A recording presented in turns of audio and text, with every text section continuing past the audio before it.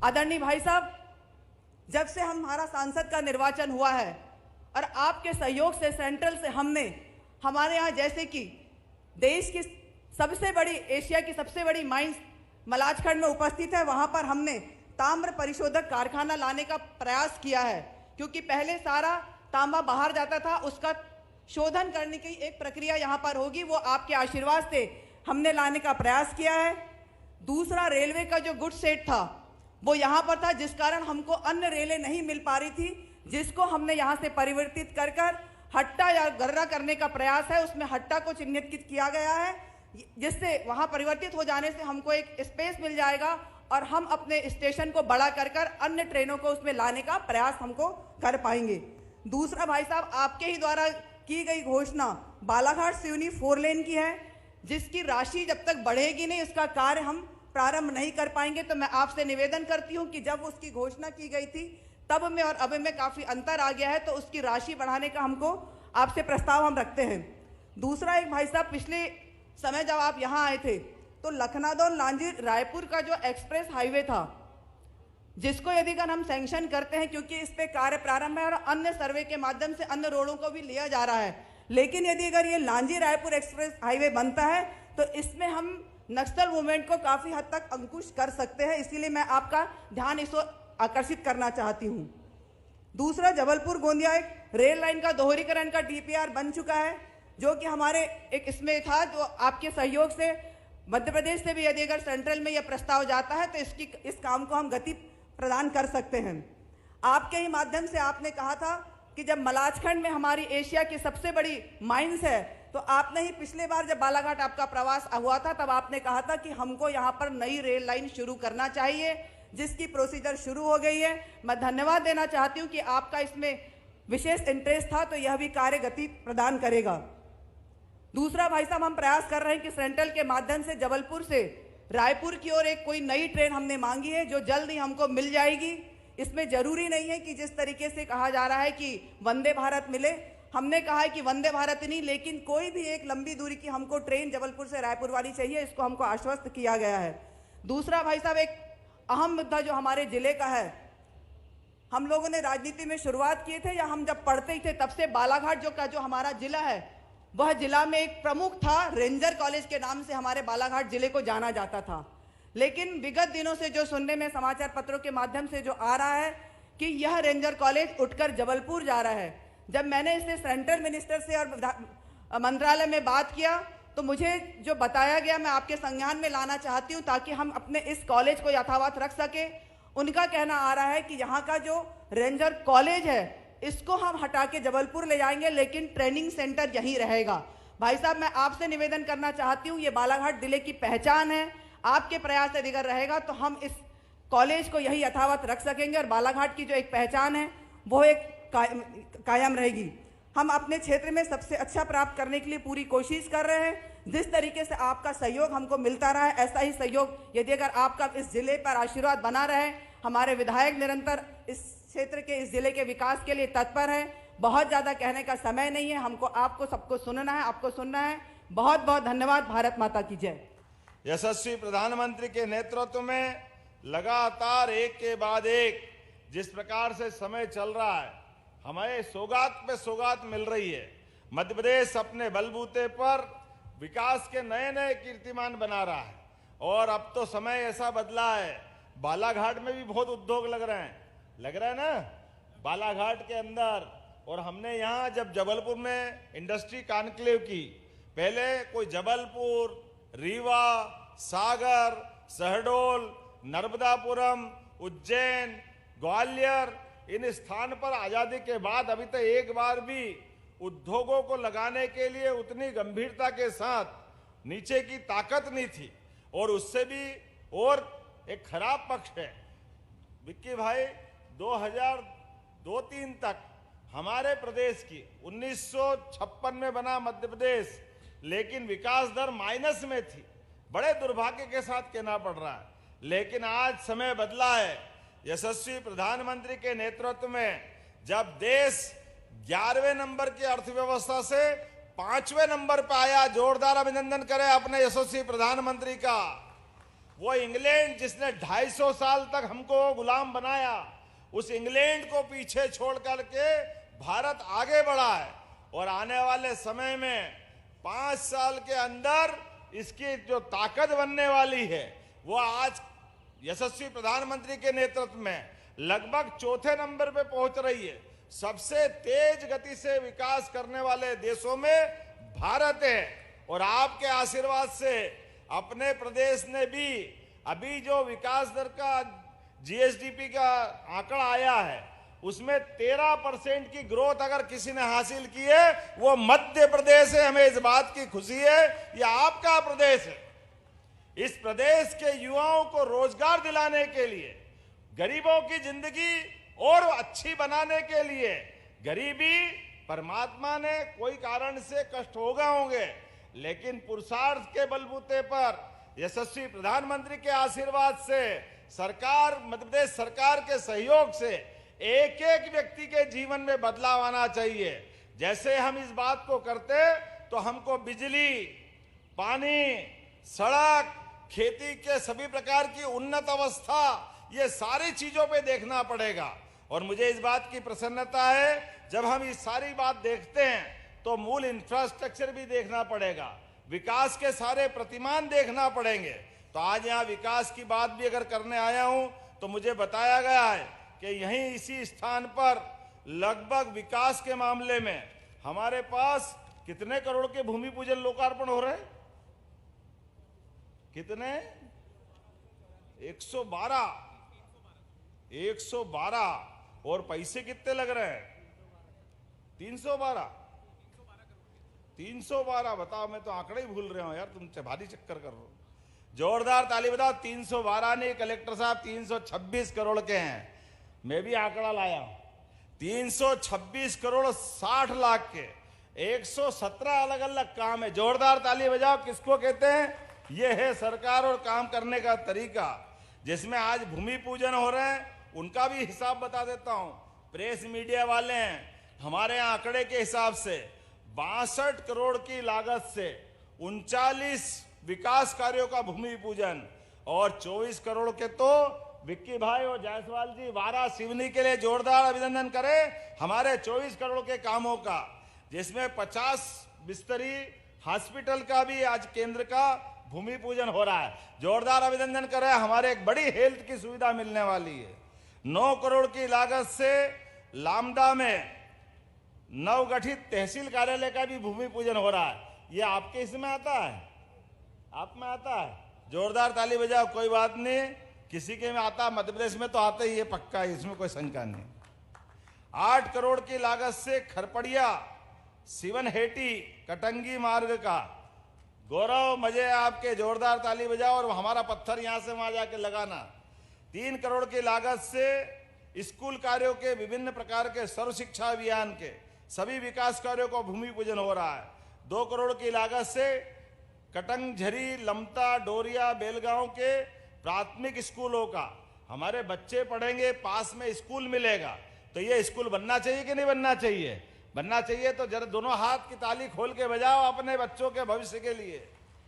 आज जिनका लोकार्पण हो रहा है वो 264 करोड़ के 68 काम हैं, जिसमें 145 करोड़ की लागत से बालाघाट, बिरसा, वारासिवनी, मलाजखंड, लाल बर्रा, इसमें सीएम राइज स्कूल है। जोरदार अभिनंदन करो अपने बच्चों के लिए। और सीएम राइज स्कूल में भी क्या क्या है, सभी प्रकार की व्यवस्था जुटा करके एक स्कूल में केवल क्लास नहीं, खेलने की जगह भी चाहिए, लाइब्रेरी भी चाहिए, उनकी पेंटिंग, ड्राइंग, अलग अलग प्रकार के विकास के जितने आयाम हो सकते हैं। एक एक स्कूल में 40 करोड़ से लेकर 60-60 करोड़ लगाएं। सीएम राइज स्कूल क्या बने, वाकई अद्भुत बने। एक बार जोरदार अभिनंदन करो अपने इन नए स्कूलों का भी। 55 करोड़ की लागत से बालाघाट के बेहर, पसरवाड़ा, खेरलांजी के विभिन्न स्कूलों का उन्नयन और छात्रावासों का निर्माण। जोरदार अभिनंदन करें इस नाते से भी। आज 10 करोड़ की लागत से विभिन्न मार्गों के पुल पुलिया, अब नाम बताऊंगा तो टाइम लग जाएगा, मुझे जल्दी जाना है, इसलिए आप मान के चलो। जोरदार अभिनंदन 10 करोड़ की लागत से पुल पुलिया का। और 9 करोड़ की लागत से फिर वारासिवनी। गजब हो गया भाई, लो जोरदार ताली बजा भाई। वारासिवनी खंडवा पुल का लोकार्पण कर रहे हैं।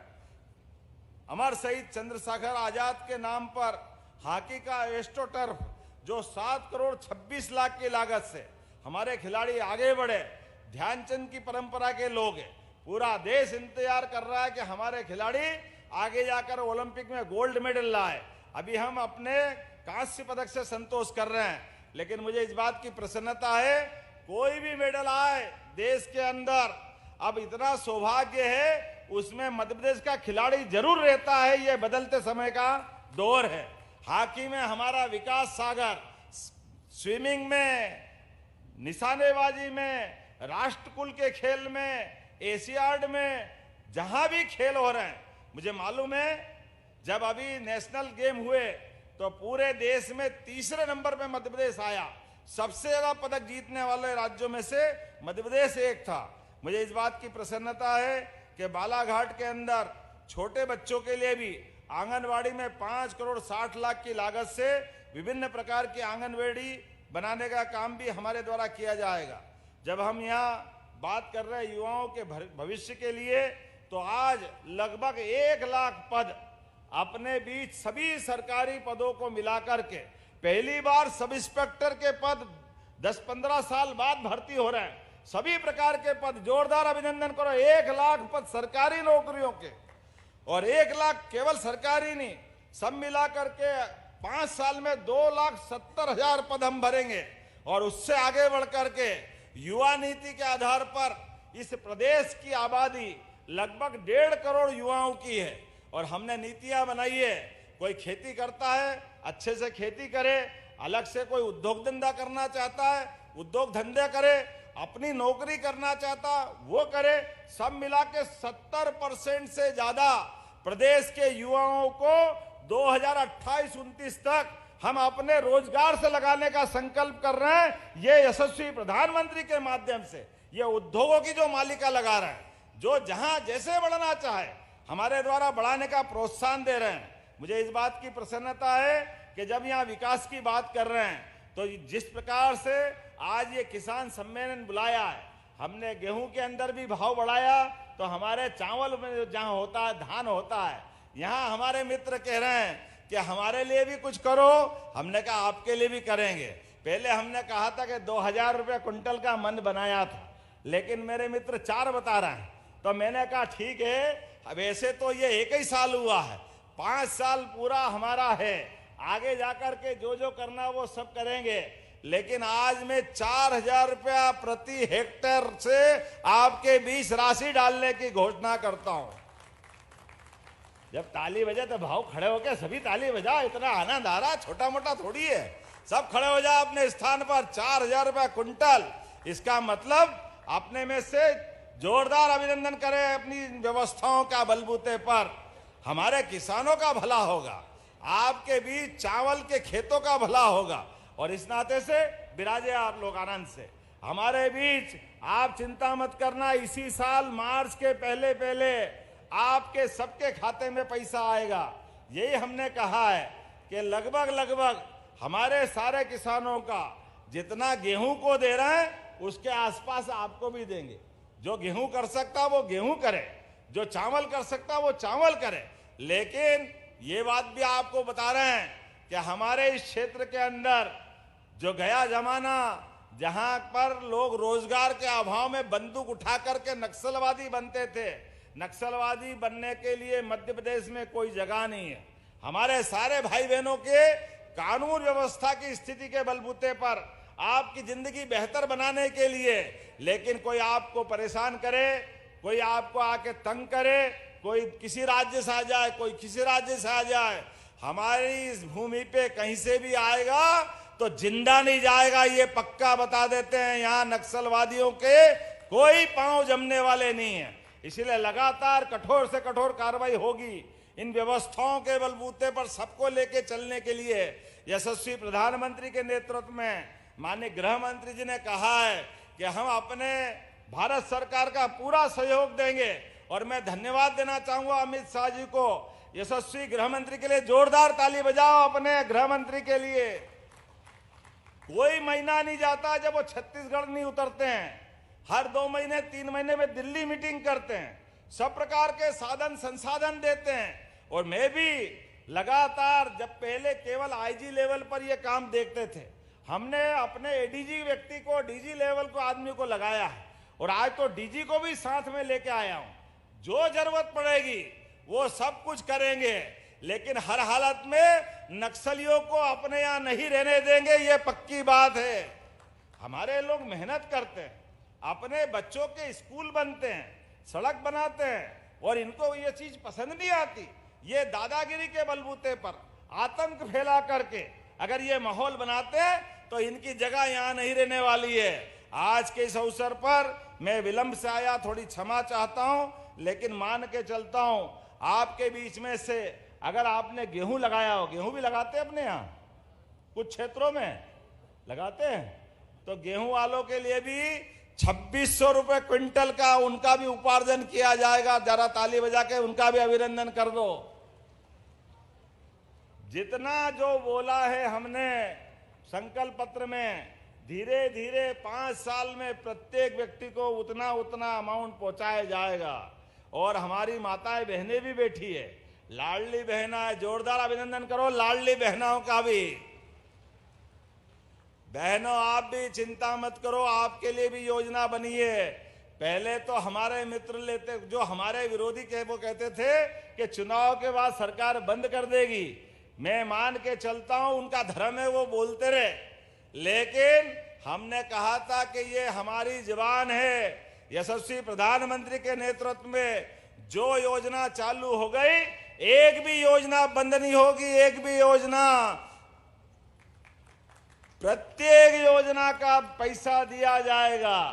आपको पिछले चुनाव के समय 1000 दे रहे थे, अभी 1250 दे रहे हैं, लेकिन आपके रोजगार चालू कराते हुए 1250 तो देंगे ही।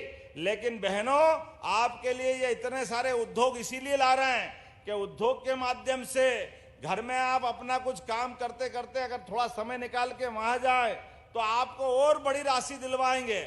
और उसके अलावा भी जो कहा है उसको हम अपने 4 साल के अंदर पूरा पैसा देने का आपको प्रयास करेंगे। पूरा पैसा, धीरे धीरे पैसा आता जाएगा।